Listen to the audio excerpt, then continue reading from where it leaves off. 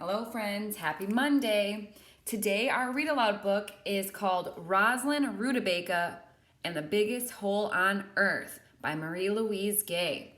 I thought this would be a perfect book for today because we just came off the Easter holiday and our main character is a cute little bunny. All right, so while you're reading this book, think of if you could make or have or build the biggest something, what would it be? Okay, just like Roslyn and probably the biggest hole. All right, so let's get going. Roslyn Rutabaga woke up with a plan. Today she would dig the biggest hole on Earth.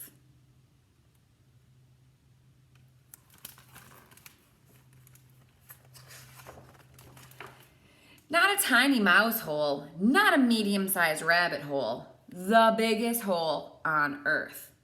Maybe she would dig right down to the other side of the world. Maybe she would find a pirate's treasure. Who knows? Anything could happen.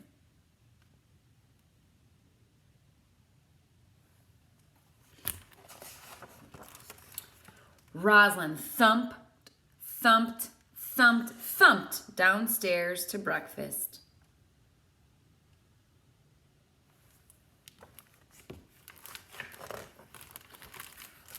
What are you going to do today, Roslyn? Her father asked. Roslyn munched loudly on her carrot flakes. I'm going to dig the biggest hole on Earth, she announced. Sounds like a good idea, said her father. I might dig all the way to China, she said, or even to the South Pole. I'd really like to meet a penguin. You'd better take a sweater, said her father. It gets pretty cold in the South Pole.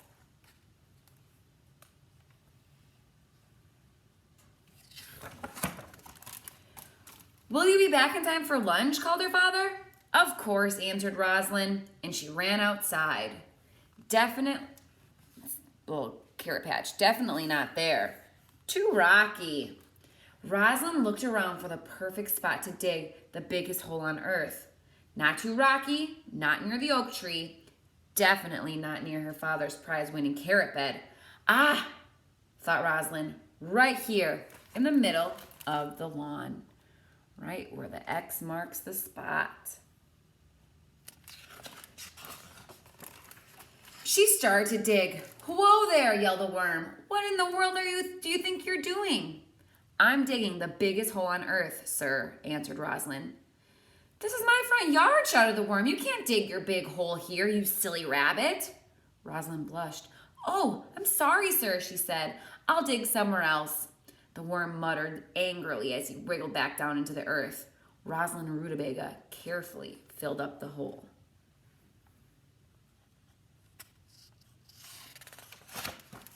She started digging in another spot near the fence. She dug and dug. Then a mole appeared, blinking in the sunlight. What are you doing in my bedroom? He grumbled. I'm digging the biggest hole on Earth, she said. What on earth for? Asked the mole. I want to go to the South Pole, said Roslyn, to meet a penguin or two.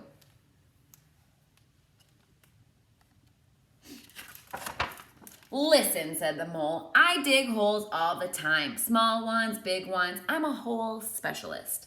And I can tell you, there are no penguins down there. That's because he hasn't dug the biggest hole on Earth, thought Roslyn. You woke me up, added the mole. Now I'm in a bad mood. I'm dreadfully sorry, said Roslyn. I'll dig somewhere else.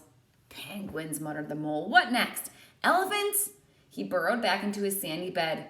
In a moment, he was snoring. Roslyn sighed. This was not going to be easy.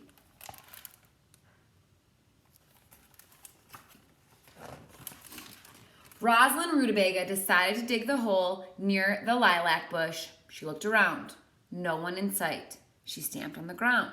No angry worm, no grouchy mole. She dug and dug and dug. Soon, all you could see were the tips of Roslyn's ears.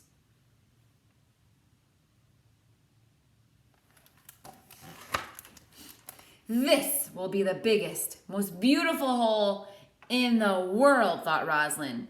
People will line up to admire it. She dug faster, maybe find gold, she thought, or maybe I'll find a dinosaur bone, Roslyn cried. She examined the bone. Roslyn was very excited. She would be famous. I'm sure it's a Triceratops' big toe bone, she said.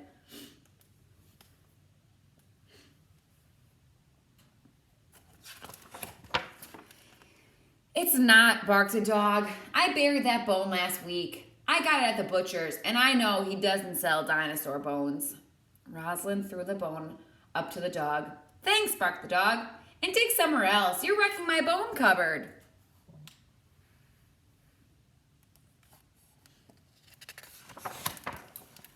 Roslyn lay in the bottom of the hole. She sighed heavily. She would never dig the biggest hole on earth. Ever.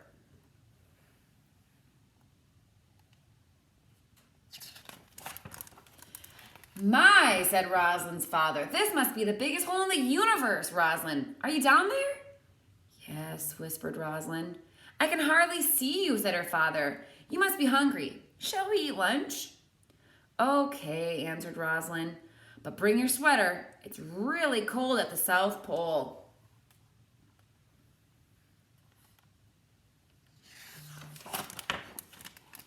Do you think penguins like carrot sandwiches? Asked Roslyn.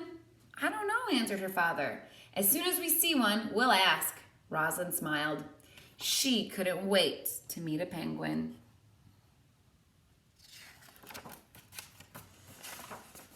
All right, in the comments today, if you want to tell me in the class if you could have or build or get the biggest something, what would you do? Or what would you get? What would you build? Okay. Also, I want to remind you, if you want to order some Scholastic books, we have in our class code on scholastic.com a book order open until April 30th. Okay, once the end of April 30th, the end of the day, I will place that order. And the books are going to come to my house now. Okay, and what I will do if you order books, I will drop them off safely at your house if your parents feel comfortable with that. Okay, it might be a nice way to see each other through the door, but order those books, and that means we get free books for us too. All right, I hope you enjoyed the story, and I'll see you later. Bye.